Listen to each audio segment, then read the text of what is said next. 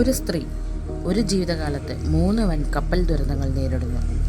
അവയിൽ നിന്ന് അത്ഭുതകരമായി ഓരോ തവണയും രക്ഷപ്പെടുന്നു എന്ന് പറഞ്ഞാൽ നിങ്ങൾ വിശ്വസിക്കുമോ?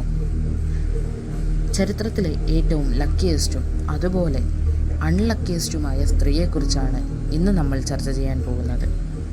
ടൈറ്റാനിക്, ബ്രിട്ടാനിക്, ഒളിമ്പിക് എന്നീ 3 ദുരന്തങ്ങളെയും തരണം ചെയ്ത മഹത്തായ nurse Violet Joseph.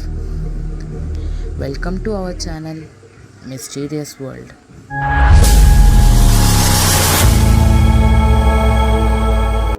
Violet Joseph 1887 അർജന്റീനയിൽ ജനിക്കുന്നു.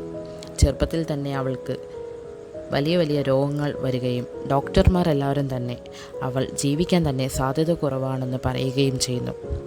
പക്ഷേ അതിനെയെല്ലാം അതിജീവിച്ചുകൊണ്ട് അവൾ ജീവിതത്തിലേക്ക് തിരിച്ചു വരുന്നു. വയലറ്റിൻ്റെ അമ്മ ഒരു ഷിപ്പ് സ്റ്റുവേർഡസ് ആയിരുന്നതിനാൽ കടലും കപ്പലുകളും വയലറ്റിൻ്റെ ജീവിതത്തിൻ്റെ ഭാഗമായിരുന്നു. അവൾ വളർന്നു വലുതായപ്പോൾ അതേ ജോലിയിൽ തന്നെ കയറാനായി തീരുമാനിക്കുന്നു. കപ്പലുകളിലെ നേഴ്സായും അസിസ്റ്റൻ്റ് ജോബുകളും അവൾ ചെയ്യുന്നു. പക്ഷേ അവൾക്കറിയില്ലായിരുന്നു അവൾ പോകുന്ന കപ്പലുകളെല്ലാം തന്നെ ചരിത്രത്തിലെ ഏറ്റവും വലിയ ദുരന്തങ്ങളാവുമെന്ന്.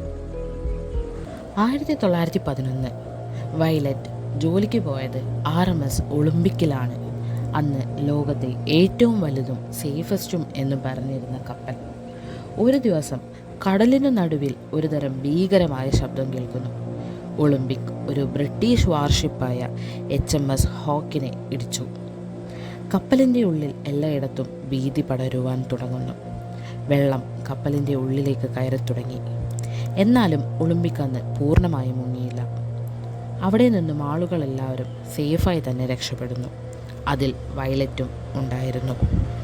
പക്ഷേ ഇത് ദുരന്തങ്ങളുടെയെല്ലാം തുടക്കം മാത്രമായിരുന്നു. 1912 ഏപ്രിൽ 10 ലോകം കാതോർത്ത ടൈറ്റാനിക് യാത്ര ആരംഭിച്ചു. നേഴ്സായി വയലറ്റും കപ്പലിൽ ഉണ്ടായിരുന്നു. അന്ന് രാത്രി അന്തരീക്ഷം ശാന്തമായിരുന്നു. കപ്പലിൽ സംഗീതവും ചിരിയും ഒരു സ്വപ്നയാത്ര. സമയം കൃത്യം 11:40. ഒരു വലിയ ശബ്ദം. ടൈറ്റാനിക് ഒരു ഐസ്ബെർഗിനെ ഇടിച്ചു. കടൽ വെള്ളം ഡെക്കിൽ കയറി തുടങ്ങി. മനുഷ്യർ ഓടുന്നു, കരയുന്നു, ജീവൻ രക്ഷിക്കാൻ വേണ്ടി ശ്രമിക്കുന്നു. വയലറ്റ് ഒരു നേഴ്സായതുകൊണ്ട് കുട്ടികളെയും സ്ത്രീകളെയും ലൈഫ് ബോട്ടിലേക്ക് കയറ്റാൻ സഹായിച്ചു. കടലിൻ്റെ നടുവിൽ നിന്ന് അവർ ടൈറ്റാനിക് 2 ഭാഗങ്ങളായി പൊട്ടുന്നത് അവൾ കണ്ടു. അവൾക്ക് ഒരു ലൈഫ് ബോട്ട് കിട്ടി. കൃത്യം 2:20 ടൈറ്റാനിക് പൂർണ്ണമായി മുങ്ങി. ഒരുപാട് പേരുടെ ജീവൻ നഷ്ടപ്പെട്ടെങ്കിലും വയലറ്റ് ജീവിതത്തിലേക്ക് തിരിച്ചു വന്നു. 1916 ലോകം യുദ്ധത്തിലായിരുന്നു. വയലറ്റ് ഒരു ഹോസ്പിറ്റൽ ഷിപ്പായ ബ്രിട്ടാനിക്കിൽ ജോലി ചെയ്യുന്നു. ടൈറ്റാനിക്കിനേക്കാൾ വലുതും സുരക്ഷിതവും ശക്തവുമായ കപ്പൽ. പക്ഷേ ഒരു ദിവസം അജിയാൻ സീയിലെ ഒരു മാക്സീവ് അണ്ടർ വാട്ടർ മൈൻ എക്സ്പ്ലോഷൻ ഉണ്ടായി. ആ എക്സ്പ്ലോഷൻ ബ്രിട്ടാനിക്കിനെ പൂർണ്ണമായും നശിപ്പിച്ചു. വെറും 55 മിനിറ്റ് കൊണ്ട് കപ്പൽ മുഴുവൻ മുങ്ങി. വയലറ്റ് പെട്ടെന്ന് തന്നെ ലൈഫ് ബോട്ടിൽ കയറിയെങ്കിലും ആ ബോട്ട് തന്നെ കപ്പലിൻ്റെ പ്രൊപ്പല്ലറിൻ്റെ അടുത്തേക്ക് വലിച്ചിഴങ്ങി. വെള്ളം ചുറ്റും കറങ്ങുകയും പ്രൊപ്പല്ലർ ഭയങ്കര വേഗത്തിൽ തിരിയുകയും ചെയ്യുന്നു. വയലറ്റ് തൻ്റെ ജീവൻ രക്ഷിക്കുന്നതിനായി ബോട്ട് വിട്ട് ചാടുന്നു. വെള്ളത്തിനടിയിൽ നിന്നും തല പൊക്കി വരുമ്പോൾ അവളുടെ തല ഹാർഡ് മെറ്റലിൽ ഇടിച്ചു പരിക്കേൽക്കുന്നു. പരിക്ക് വലുതായിരുന്നെങ്കിലും അവൾ ജീവിതത്തിലേക്ക് തിരിച്ചു വരുന്നു. ടൈറ്റാനിക് എന്ന ദുരന്തത്തിൽ നിന്നും രക്ഷപ്പെട്ടത് കുറച്ചുപേർ മാത്രമാണ്. ബ്രിട്ടാനിക്കിൽ നിന്ന് രക്ഷപ്പെട്ടത് അതിലും കുറച്ചുപേർ.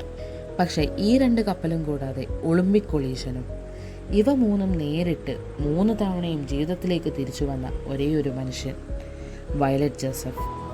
The unsinkable woman, the luckiest woman alive എന്നാണ് അവളെ ലോകം വിളിച്ചത്.